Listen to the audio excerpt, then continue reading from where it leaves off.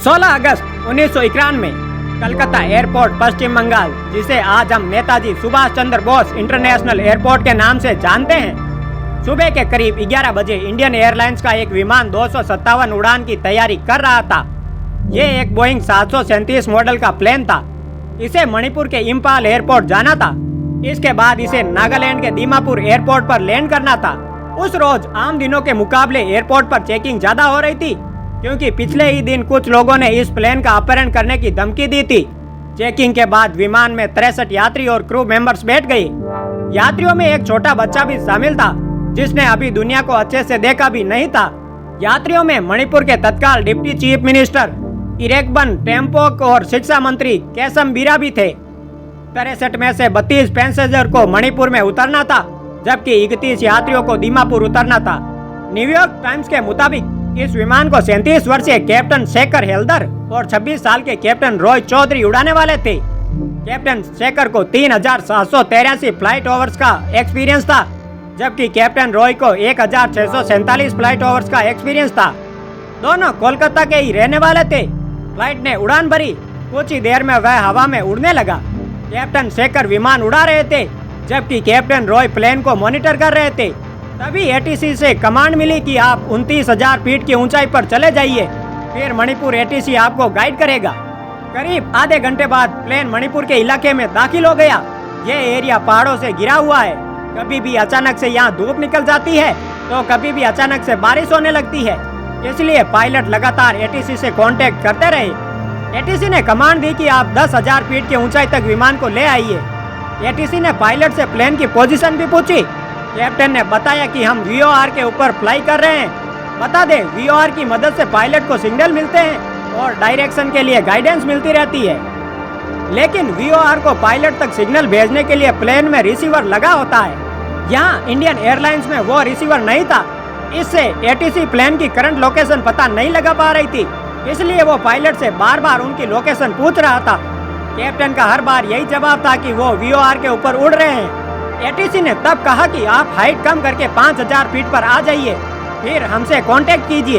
यह कहते ही ATC Indian airlines के दूसरे विमान को गाइड करने लगा। तभी एक बार फिर इंडियन एयरलाइंस फ्लाइट 257 के पायलट ने दोबारा एटीसी से कांटेक्ट किया और बताया कि हम ईस्ट की तरफ जा रहे हैं। वहां से विमान के एल्टीट्यूड को कम करके वापस यहाँ लौटेंगे। एटीसी ने तब वार्निंग दी कि उस साइड बारिश हो रही है, इसलिए थोड़ा ध्यान देना। फिर थोड़ी देर बाद एटीसी ने फ्लाइट 257 से कांटेक्ट किया, तो कोई जवाब नहीं आया। एटीसी को अनहोनी का अंदेशा होने लगा। इसलिए एटीसी ने दूसरे प्लेन, जो कि वहां लैंडिंग के लिए आ रहा था, कहा कि आप ग्राउंड पर नजर मारते हुए आना। अगर आपको फ्लाइट 257 नजर आए तो हमें बताना। लेकिन उन्हें ग्राउंड पर कोई प्लेन नहीं दिखा। मौसम भी खराब था। एटीसी ने फिर फ्लाइट 257 से कांटेक्ट करके मैसेज देने की कोशिश की कि रनवे खाली है, आप लैंड कर सकते हैं। लेकिन अफसोस, उन्हें फ्लाइट 257 से कोई जवाब नहीं मिला। अब एटीसी कंफर्म हो गया था कि फ्लाइट 257 के साथ कुछ अनहोनी हो चुकी है। एटीसी ने कई खोजी दलों को फ्लाइट 257 की तलाश करने के लिए भेजा। काफी मशक्कत के बाद पता चला कि हेंगचिंग हिल में वह विमान दुर्घटनाग्रस्त हुआ है। रेस्क्यू टीम जब वहां पहुंची तो काफी रात हो चुकी थी। प्लेन में सवार सभी 69 लोगों की मौत हो चुकी थी। लाशों को लाने में 4 दिन का समय लग गया। हादसे के बाद इंडियन एयरलाइंस ने घोषणा की कि सभी मृतकों के परिवारों को 5-5 लाख रुपए का मुआवजा दिया जाएगा। प्लेन में जो छोटा बच्चा मारा गया है, उसके परिवार को 2.5 लाख रुपए का मुआवजा दिया जाएगा। इस हादसे के अगले ही दिन से इन्वेस्टिगेशन की टीम अपनी जांच में जुट गई। हादसे के चश्मदीद लोगों के अलग अलग बयान सामने आए। किसी ने कहा कि प्लेन में पहले ही आग लग चुकी थी, उसके बाद वो क्रैश हुआ, जबकि कुछ लोगों ने कहा कि प्लेन पहले क्रैश हुआ, फिर उसके बाद उसमें आग लगी। शुरुआती इन्वेस्टिगेशन में इस बात को भी माना गया कि हो सकता है किसी ने प्लेन पर अटैक करवाया हो, क्योंकि एक दिन पहले ही प्लेन को हाईजैक करने की धमकी दी गई थी। लेकिन मलबे की जांच में यह साफ नहीं हुआ कि प्लेन में कोई बम ब्लास्ट हुआ है। इन्वेस्टिगेशन टीम ने ब्लैक बॉक्स बरामद किया, लेकिन वो भी डैमेज हो चुका था। बड़ी मुश्किल से कॉकपिट वॉइस रिकॉर्डर से कुछ डाटा मिल सका।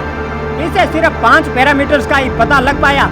एफडीआर के मुताबिक प्लेन ने जब उड़ान भरी, तभी से उसमें कुछ दिक्कत आ गई थी। पायलट ने उसे नजरअंदाज किया। दूसरी गलती पायलट ने यह भी की कि उन्होंने डायरेक्शन को इग्नोर करते हुए दूसरे रास्तों यानी शॉर्टकट से प्लेन को उड़ाया। शॉर्टकट के चक्कर में वे लोग जल्दी ही मणिपुर पहुंच गए और उन्होंने प्लेन को नीचे लाना शुरू कर दिया। लेकिन इस बात की जानकारी उन्होंने एटीसी को नहीं दी।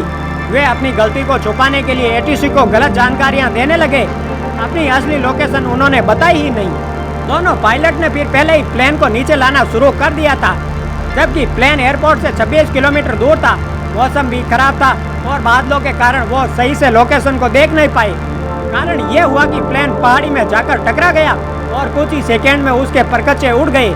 दोनों पायलट की लापरवाही से उनकी तो जान गई ही, लेकिन 63 यात्रियों और 4 क्रू मेंबर्स को भी अपनी जान से हाथ धोना पड़ गया था।